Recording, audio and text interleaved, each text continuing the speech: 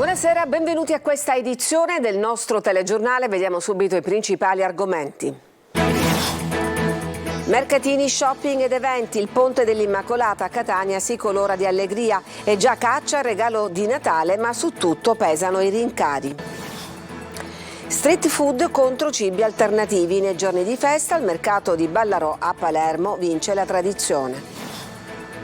Scandalo a Messina, indagato il professore di un istituto tecnico che avrebbe avuto incontri sessuali con alcuni studenti minorenni adescati via chat.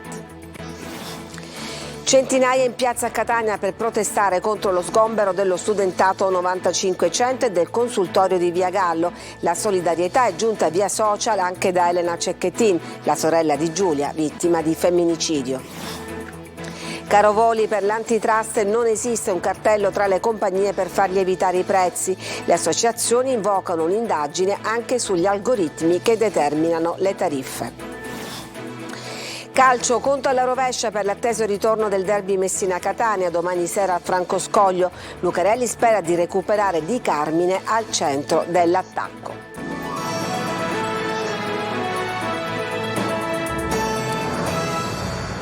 In questo lungo ponte dell'Immacolata siamo stati per le vie del centro di Catania, che è letteralmente invasa da turisti ma anche da tanti catanesi, tra selfie, sorrisi e canti in allegria. Tonino De Mano. Una fotoricordo sotto l'elefante o un elefante in pietra lavica per ricordo. Il ponte dell'Immacolata a Catania scivola via tra l'immancabile passeggiata in via Etnea, un salto al bar, un po' di shopping ed una puntatina ai mercatini di Natale. Tutti a godersi il tepore del sole e perché no, a cantare. E l'aria fresca pare già una festa, che bella cosa in una giornata sola. Un saluto, bravissimi. È una delle canzoni più conosciute al mondo e chi la intona, neanche a dirlo, arriva da Napoli per una mini esibizione in Piazza Duomo. Accanto a lui un'allegra comitiva che si gode la giornata primaverile e che ha scelto Catania per il lungo ponte che dà inizio alle feste natalizie. Sono di Madrid e sono venuta qua per la pasta.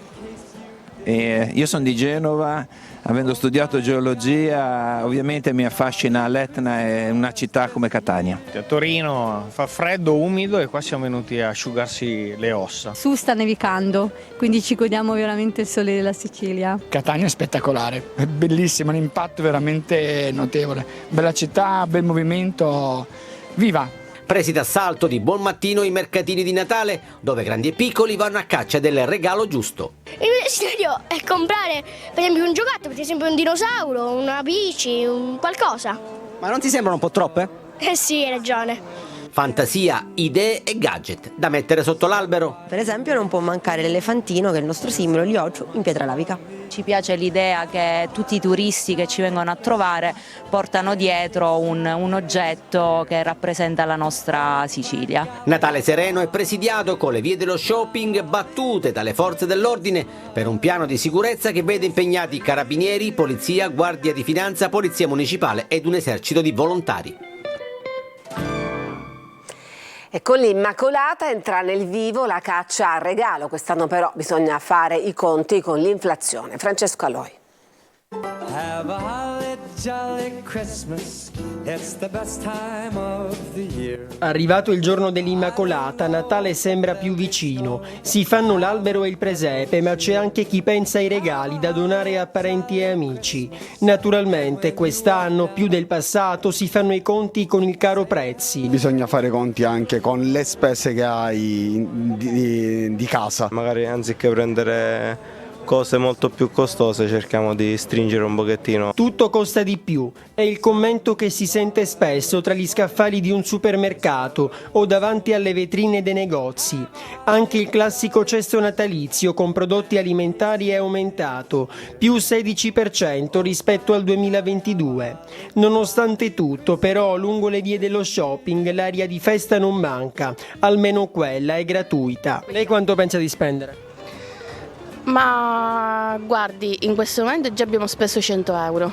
Cosa ha comprato? Ho comprato una padella, dei maglioncini, sciarpette e cappellini. Secondo Confcommercio, per i regali si spenderanno 380 milioni di euro, 40 in più rispetto allo scorso anno.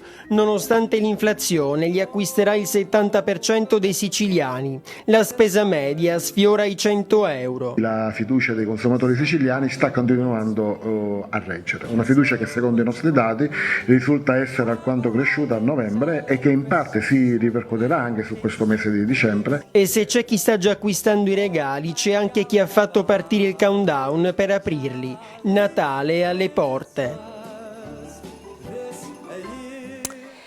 E non c'è festa senza tavole imbandite, vediamo cosa stanno acquistando i palermitani al mercato di Ballarò.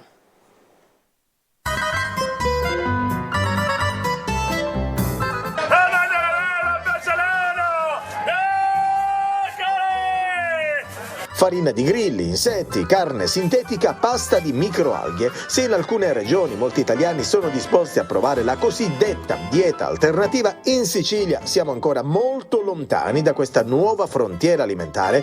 E allora nel giorno dell'Immacolata, in cui le tavole dei siciliani saranno impreziosite dai piatti della tradizione, siamo stati al mercato di Ballarò a Palermo e abbiamo chiesto a clienti e commercianti se mai potrebbero aprire i loro palati ai cibi, diciamo, di nuova generazione. Che se la mangiano loro, io preferisco mangiare italiano. No, sono per il cibo italiano. Non siamo a questi discorsi qua, queste cose sono da buttare, queste cose le mangiano soltanto in Cina. Noi siamo qua a Palermo, in Sicilia. Lei non si abituerebbe mai a mangiare? Morirei veramente.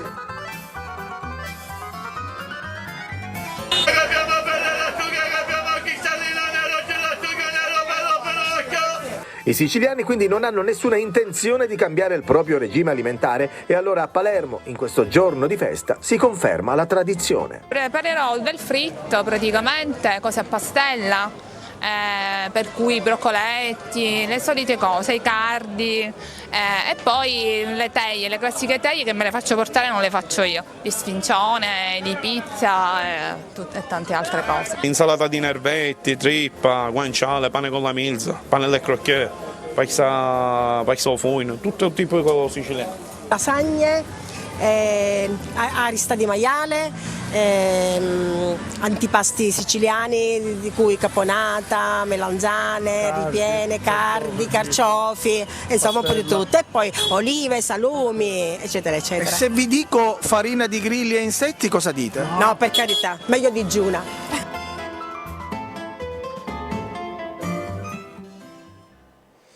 Chiudiamo questa pagina dedicata alle feste di Natale, passiamo alla cronaca. A Messina è stato sospeso in via cautelativa il docente della scuola superiore IACI di Messina, indagato per aver abusato di alcuni studenti minorenni. I carabinieri hanno raccolto le denunce dei ragazzi e dei loro genitori. Francesco Triolo.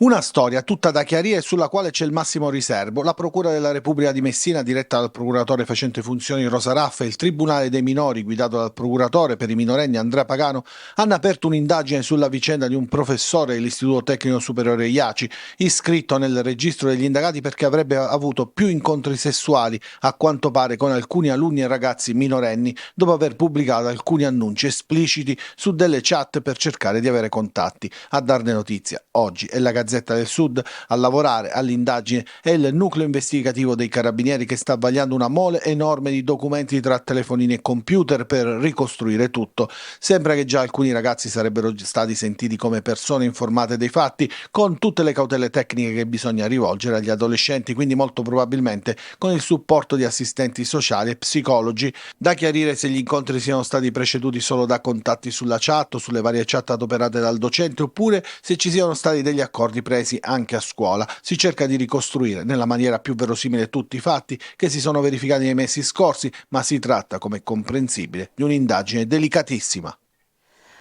A Catania in piazza per protestare ieri centinaia di studenti, donne e cittadini per protestare contro lo sgombero dello studentato e del consultorio di Via Gallo, un presidio contro la violenza di genere. Sul caso ha espresso solidarietà anche Elena Cecchettin, la sorella di Giulia. Emanuela Corsi.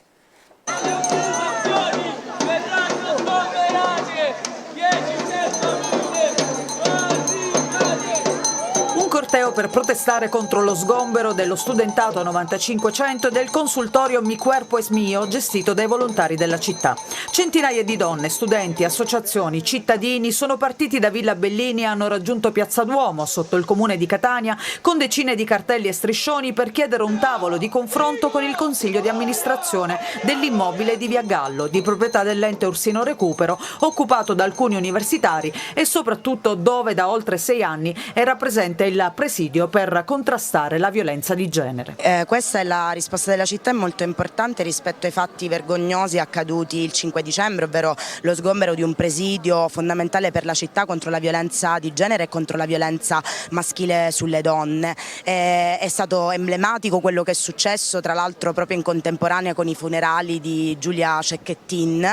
La notizia dello sgombero avvenuto il 5 dicembre scorso ha fatto il giro del paese e ha suscitato tra i tanti anche l'indignazione di Elena Cecchettin, sorella di Giulia, che su Instagram ha pubblicato il giorno stesso dei funerali di Giulia: lo Stato sgombera a Catania il consultorio Mi Cuerpo es Mio, un presidio contro la violenza di genere. Il consultorio autogestito e lo studentato 9500 devono ritornare, devono essere di nuovo parte integrante di quell'immobile.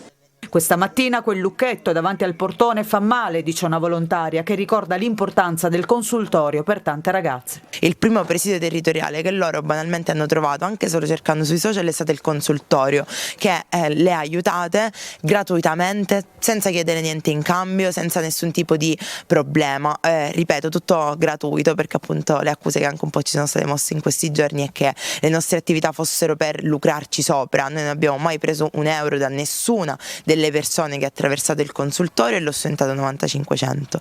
Dalle indagini che hanno portato al sequestro dello stabile però sarebbero emerse molte irregolarità. Oltre all'occupazione abusiva dell'immobile, anche un'attività ricettiva che veniva svolta illegalmente al suo interno. Non c'è stato alcun cartello fra le compagnie di volo per far lievitare i prezzi dei collegamenti da e per la Sicilia. L'antitrust si prepara dunque a chiudere l'inchiesta sollecitata da Regione e consumatori, ma la partita non è ancora del tutto finita. Maglio Viola. Non c'è alcun elemento che provi l'esistenza di un cartello fra le compagnie aeree per far lievitare i prezzi dei biglietti da e per la Sicilia. L'antitrust conferma l'imminente chiusura dell'indagine sollecitata dalla Regione siciliana e dal Codacons sul caro voli nell'isola. Che l'inchiesta avrebbe avuto questa conclusione era già chiaro da quasi un mese. Lo scorso 19 novembre era stata infatti avviata la procedura di chiusura per mancanza di prove. Allo Stato è prevista la chiusura del procedimento nelle prossime settimane, conferma adesso Guido Stazzi, segretario generale dell'organismo garante della concorrenza, durante un'audizione alla Commissione Insularità. La tendenza all'aumento dei prezzi risulta essere generalizzata. Tuttavia la vicenda non è del tutto conclusa, non mollano le associazioni dei consumatori, ma anche la stessa autorità non ha concluso la procedura. L'attenzione si sposta su un altro punto: l'effetto degli algoritmi sulla determinazione dei prezzi dei voli per Sicilia e Sardegna, grazie ai nuovi poteri conferiti dall'autorità delle garanzie. Attendono l'esito di questo secondo procedimento anche le associazioni dei consumatori. Intanto è online da 4 giorni la piattaforma della Regione alla quale i residenti siciliani possono accedere per ottenere il rimborso del 25% del costo dei biglietti aerei verso gli aeroporti della penisola e combattere in questo modo il caro voli. Agli sconti hanno aderito quasi tutte le compagnie, ad eccezione di Ryanair, con la quale si continua a trattare. Tuttavia il caro voli, mitigato, non certo risolto per i collegamenti con Roma e Milano da questi provvedimenti, continua ad essere un devastante ostacolo sugli altri scali, da Bologna a Torino, da Genova a Pisa. Ancora giallo sull'omicidio di Francesco Simone, il 69enne ucciso ieri mattina nel suo appezzamento di terreni in contrada a Poggiomuto a Favara nell'Agrigentino. L'autopsia, che sarà preceduta da un TAC, stabilirà quanti colpi hanno centrato e quindi ucciso il commerciante di automobili. L'agguato di cui è rimasto vittima ha tutte le caratteristiche della esecuzione. Sarebbero stati diversi i proiettili esplosi, alcuni dei quali indirizzati al volto. L'uomo sarebbe stato sorpreso dai sicari mentre si stava occupando della raccolta della frutta nella sua campagna. Un uomo ha ferito in modo lieve il suo affittuario con un coltello al culmine di una lite scoppiata nella frazione Mazzeo a Taormina. A scontrarsi una coppia di stranieri e un paio di italiani che si sono picchiati in strada. Durante la colluttazione è spuntato anche un coltello e uno straniero di 54 anni è stato colpito di striscio. Ci fermiamo adesso, c'è una pausa per la pubblicità, torniamo dopo con altre notizie.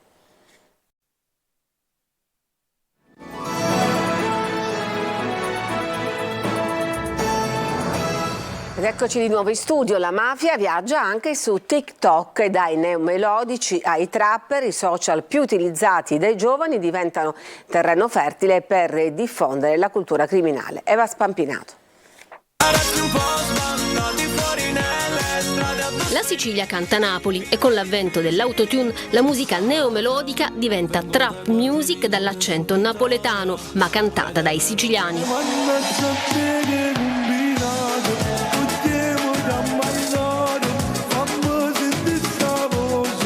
Dai catanesi Gianni Celeste e Nico Pannetta ai palermitani Tony Colombo e Daniele De Martino e poi le nuove generazioni di trapper made in Sicily che si appoggiano a case di produzione fiorenti sotto il vulcano per veicolare contenuti di un genere musicale criticatissimo dagli adulti, amatissimo dai giovani e sorvegliatissimo dalle forze dell'ordine. Ragazzi incensurati, zero fatturati, soldi facili nelle tasche crimini. Si canta l'amore, ma anche la mafia, l'ostentazione di auto extra lusso, i gioielli kitsch, pistole, soldi e la rivendicazione di parentele mafiose. Si mostrano le case dall'arredo opulento, come quella di Pino Rosselli, arrestato ieri insieme al figlio di 19 anni, perché assieme agli strumenti musicali nell'abitazione di San Giorgio i carabinieri hanno trovato 18 kg di droga e un deposito di armi. I figli sono cosa più importante. La mafia viaggia su TikTok, che diventa luogo di sponsorizzazione e comunicazione. Dalle bacheche si lanciano sfide e minacce. Questo ti sbirro, non sei mio amico se sono un invidioso. All'avvertimento sui social segue l'agguato sul territorio. Le piattaforme diventano radar per intercettare affiliati e nemici, da sostenere o colpire, e la polizia sorveglia la Google Generation criminale. L'atteggiamento criminale diventa moda e modello tra i giovanissimi che non condannano personaggi come Shiva, trapper milanese da milioni di follower e download, arrestato e adesso in carcere per tentato omicidio perché sparò davanti alla sua casa discografica. Non sento le voci di sti bla bla bla bla. Ci fermiamo ancora, c'è una pausa e poi torniamo con la pagina sportiva.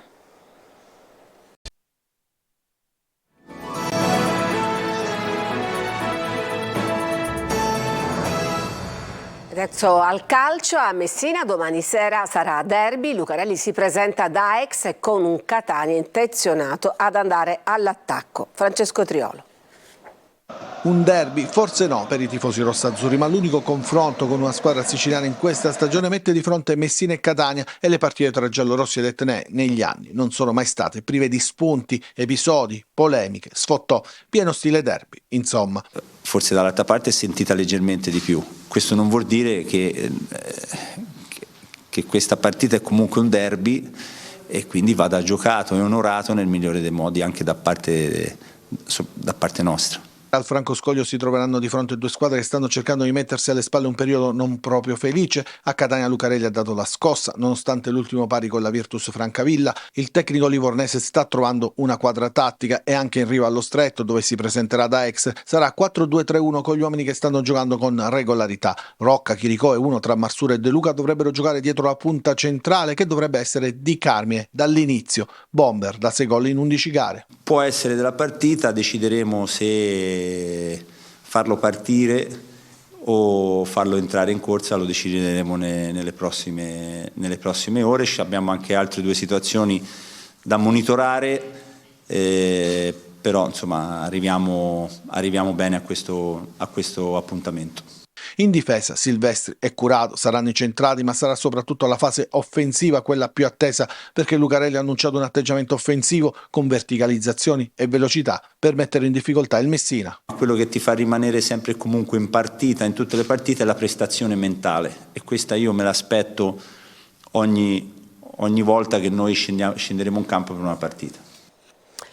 E dopo il telegiornale andrà in onda a Preview, la nostra anteprima sportiva del weekend, condotta da Marco Carli. Oggi nel corso della trasmissione sarà collegato l'ex rossazzurro Davide Baiocco. Ascolteremo le parole di Lucarelli e dei giocatori del Messina in vista del match a Francoscoglio e vi daremo le ultime news sulla partita di domani. Preview vi aspetta dunque alle 20:45. E il Palermo invece in marcia verso la delicatissima sfida di domenica a Parma. Ci credono i tifosi rosanero che al Tardini saranno oltre 2000. Marco Gullà.